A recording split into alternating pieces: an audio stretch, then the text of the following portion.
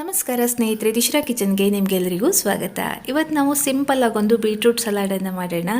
ಹಸಿ ತರಕಾರಿ ಆರೋಗ್ಯಕ್ಕೆ ತುಂಬ ಒಳ್ಳೆಯದು ಅಂತಾರೆ, ಆದರೆ ಹಾಗೆ ಬೀಟ್ರೂಟ್ ಕೊಟ್ಟರೆ ತಿನ್ನೋದು ಸ್ವಲ್ಪ ಕಷ್ಟ.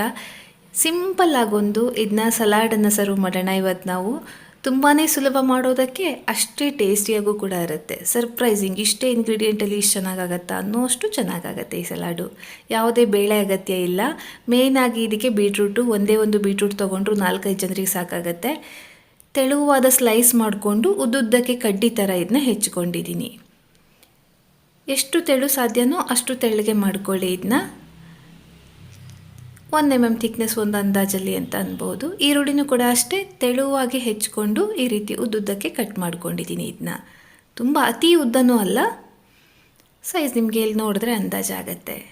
ಇವೆರಡರ ಜೊತೆಗೆ ಕೊತ್ತಂಬರಿ ಸೊಪ್ಪನ್ನು ಕೂಡ ಚಿಕ್ಕದಾಗಿ ಹೆಚ್ಚಿಟ್ಕೊಂಡಿದ್ದೀನಿ, ಇದನ್ನು ಕೂಡ ಸೇರಿಸ್ತೀನಿ.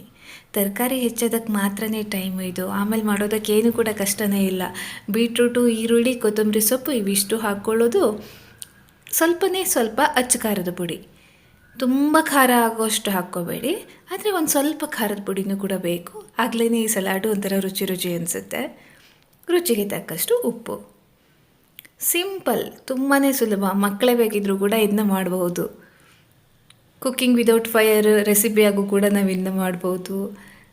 ತುಂಬಾ ಚೆನ್ನಾಗಿರುತ್ತೆ. ಇಷ್ಟೇ ಇಂಗ್ರೀಡಿಯೆಂಟ್ಸಲ್ಲಿ ಇಷ್ಟು ರುಚಿ ಆಗುತ್ತಾ ಅನ್ನೋ ಹಾಗೆ ಸರ್ಪ್ರೈಸಿಂಗ್ಲಿ ಚೆನ್ನಾಗಿರುತ್ತೆ ಈ ರೆಸಿಪಿ. ಖಂಡಿತ ಎಲ್ಲರೂ ಇದನ್ನೊಮ್ಮೆ ಟ್ರೈ ಮಾಡಿ ನೋಡಿ, ಆಮೇಲೆ ನೀವೇ ಹೇಳ್ತೀರಾ.